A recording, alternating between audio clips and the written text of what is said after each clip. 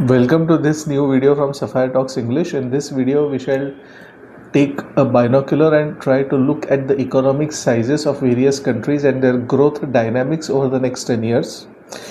Friends, as you would be aware that as on today, USA and China are the two largest economies in the world. The annual GDP of USA is approximately $30 trillion as we speak, and the GDP of China is approximately $18 trillion as on today. The third largest economy as on today is Germany with a GDP of about $5 trillion, and the fourth largest economy is India with a GDP of roughly $4.1 trillion. So friends, as you can see clearly, the GDP of the first two major economies is much larger than the economies at number 3 and number 4. So with our binoculars, we will peep into the future and try to find out whether this situation will remain so even after the next one decade. Vietnam, Indonesia, and India are expected to be the bright spots as far as the world's economic growth is concerned in the coming decade. It is estimated that even China's economy will continue to grow at a steady pace. The economies of Southeast Asia, Asia Pacific will continue to provide the growth engines for the world's economic growth in the coming decade.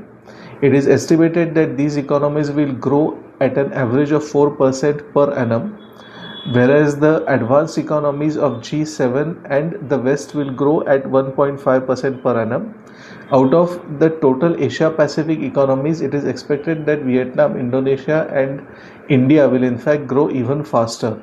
So let's analyze these countries one by one and find out how these countries will contribute to the growth of the global economy in the coming decade. Vietnam was ravaged by horrible war during the 15 years between 1960 and 1975. During these years, northern Vietnam, which had strong communist leanings, was under the influence of the erstwhile Soviet Union and China, whereas southern Vietnam was influenced by the West, led by the United States of America. These two factions fought in such a way that they practically had burned down their own country. But post this horrible period, Vietnam tried to get its act together by focusing on electrical manufacturing of machineries, textiles, apparels, furnitures, and wood products. Vietnam improved its economy and got it to a stage of 476 billion US dollars by 2024. Vietnam is projected to keep growing at the rate of 6 to 7% annually for the next 10 years, and by end of 2035 it is expected that Vietnam will reach an economic size of 1.1 trillion to 1.6 trillion US dollars. With this gross domestic product, it is expected that on a per capita basis, Vietnam will become an upper middle income country or maybe even a high income country, depending upon how things turn out. After Vietnam, the country to focus upon would be Indonesia. Indonesia has the largest Muslim population in the entire world, and Indonesia too has had its own difficulties in the past. In 1975, when the Portuguese left East Timor, naturally because of the geographical proximity, East Timor came within the influence of Indonesia. But the East Timorese are majorly Christians, whereas the Indonesians are majorly Muslims.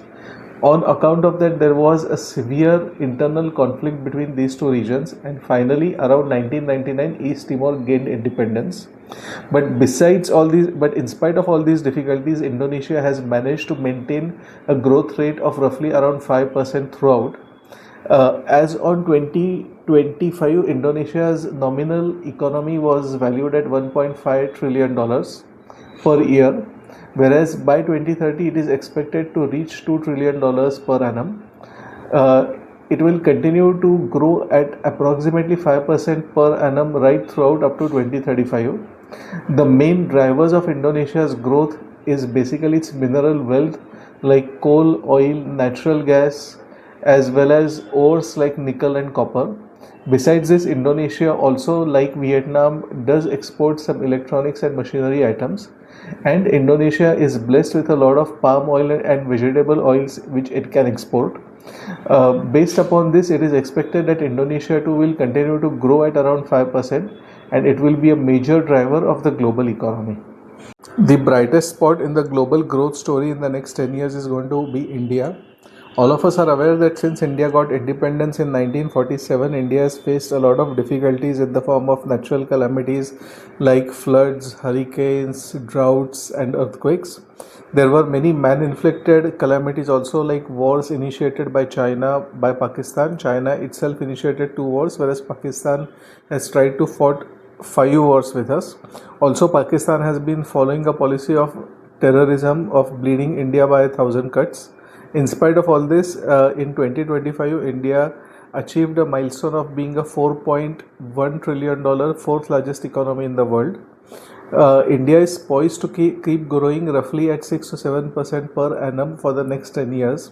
And PricewaterhouseCoopers and Morgan Stanley and many such big financial institutions estimate that by end of 2035, India would be a 10 to 11 trillion US dollar economy.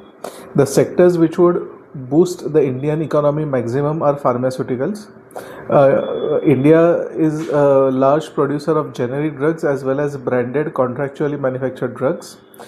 Petroleum sector in India is also very strong. India itself does not have much crude oil, but it has got some of the best refineries in the world, whereby it imports crude oil and exports the same all over the world, and exports the refined petroleum all over the world. Besides petroleum and pharmaceuticals, India is very good at software, gems, jewelry, engineering goods, textiles, and electronics. So all these sectors are expected to boost India to a $11 trillion dollar economy in the next 10 years. It is also expected that states like Maharashtra and Tamil Nadu may individually become $1 trillion economies within the next 10 years. By 2035, it is expected that the US GDP size would be $45 trillion and the Chinese GDP size would be around $30 to $35 trillion, whereas India's GDP, as discussed above, would be roughly around $11 trillion. Many of us may feel that the size difference between the Indian economy and the US and Chinese economy may never be bridged. But friends, that is not true. If you observe, as on today, the Chinese economy is larger than the Indian economy by 5 times, whereas the American economy is larger than the Indian economy by 8 times. But by 2035, this margin would have narrowed considerably, with the Chinese economy being larger than the Indian economy by 3 times and the American economy being larger than the Indian economy by 4 times. As time moves forward, and if India is able to continue its present economic pace, it is estimated that around 2050 to 2060, India, China, and the United States would roughly be around the same economic size. So, friends, there is a lot for us to cheer here in India. During the next decade, it is estimated that the European economy would be roughly stagnant. It would maintain its present size or marginally increase or decrease compared to its present size.